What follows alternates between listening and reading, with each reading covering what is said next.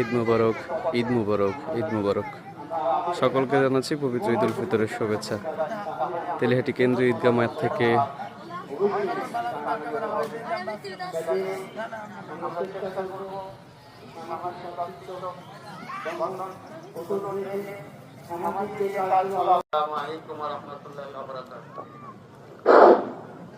সম্মানিত মুসল্লি একরাম, আপনাদেরকে আমি করজোড়ে অনুরোধ করব, আপনারা একটু চেপে চেপে বসেন। দেখেন আমাদের নসিব সেই কামনা আমি আমার সংক্ষিপ্ত বক্তব্য এখানে শেষ করছি। আল্লাহ হাফেজ।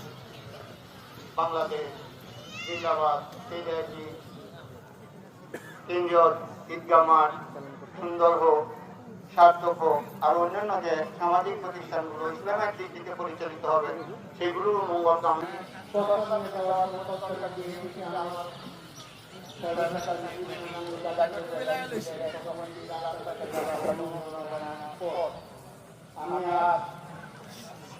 ঈদ মুবারক, ঈদ মুবারক, ঈদ মুবারক। তাদের জন্য আমরা সবাই দোয়া করবো, আল্লাহ যেন তাহাদেরকে দান করেন। আমি বেশি কথা বলবো না। ঈদ উল ফিতরের আমরা শুভেচ্ছা। সবাই ঈদের দাওয়াত সবার বাসায় আমার। টান করি। এই বলে আমার কথা এখানে শেষ করলাম। আসসালামু আলাইকুম। আমাদের মাঠের দুটা গ্রিল আমাদের ছিল, আপাতত দুটা কর্পোরেট আমরা করেছি। সেই টাকাগুলি আমরা কোথায় পেয়েছি? মাঠ পরিষ্কার করেছি। এই টাকাগুলি আমরা কোথায় পেয়েছি? সেই টাকাগুলি আমরা আপনারা সবাই আমরা দিয়েছি। 500-1000 করে আমরা সহযোগিতা করছি। এইভাবে প্রায় আমাদের 8টা।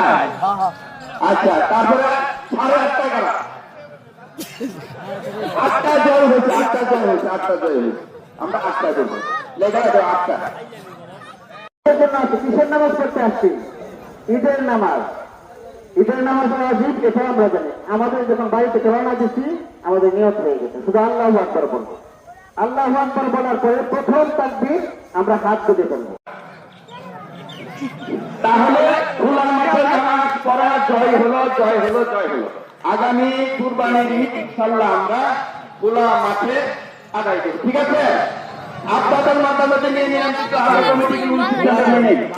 কারণ কমিটি মানে কি? কমিটিটা আপনাদেরকে, আপনারা প্রত্যেকটা মুসল্লি এখানে সভাপতিকে কিন্তু যোগ্য, সভাপতিকে কিন্তু যোগ্য এখানে প্রত্যেকটা মুসল্লি।